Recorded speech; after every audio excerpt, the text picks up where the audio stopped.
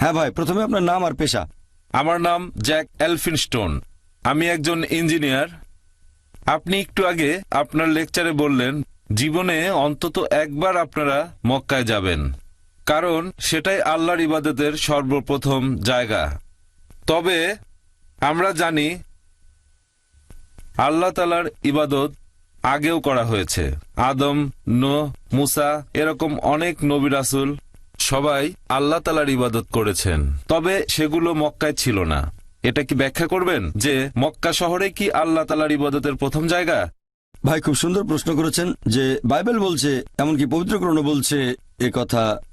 Bible বলছে যে এই লোকগুলো ভাগ্যবান যারা ভ্রমণ করেছে বাক্য উপত্যকায়, তার মানে মক্কা। আর কোরআন বলছে সূরা আলে ইমরান অধ্যায় ৩ আয়াত নম্বর ৯৬, আল্লাহর ইবাদতের প্রথম জায়গা মক্কা। ভাই প্রশ্ন করলেন যে নবী মুহাম্মদ সাল্লাল্লাহু সাল্লামের আগে অনেক নবী রাসূল পৃথিবীতে এসেছিলেন, যেমন ধরেন মুসা, ঈসা, ইব্রাহিম, আদম, সবাই শান্তিতে থাকুন। তাহলে মক্কা কিভাবে ইবাদতের প্রথম জায়গা হয়? ভাই, নবী মুহাম্মদ সাল্লাল্লাহু আলাইহি সাল্লাম আল্লাহর প্রথম রাসূল নন, তিনি হলেন সর্বশেষ ও চূড়ান্ত নবী। মক্কা শহরটা তার আগেও ছিল।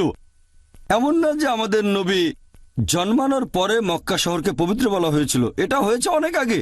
মক্কা ইবাদতের জায়গা ছিল অনেক আগে থেকেই। পবিত্র কোরআনে বলা হয়েছে যে ইব্রাহিম আলাইহিস সালাম কাবা পুনর্নির্মাণ করেন তার ছেলেকে নিয়ে, ইসমাইল কাবা পুনর্নির্মাণ করেন। আর হাদিস বলছে যে এটা প্রথম নবী আদম আলাইহিস সালামের সময়ও ছিল। মক্কা আগে থেকেই ছিল, অনেক আগে থেকে মক্কা ছিল।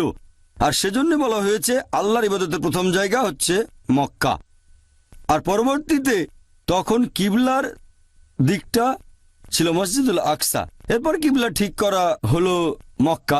তবে আল্লাহর ইবাদতের প্রথম যে জায়গা সেটা হচ্ছে মক্কা, পরে আবার মক্কায় ফিরে এসেছে। আশা করি উত্তরটা পেয়েছেন।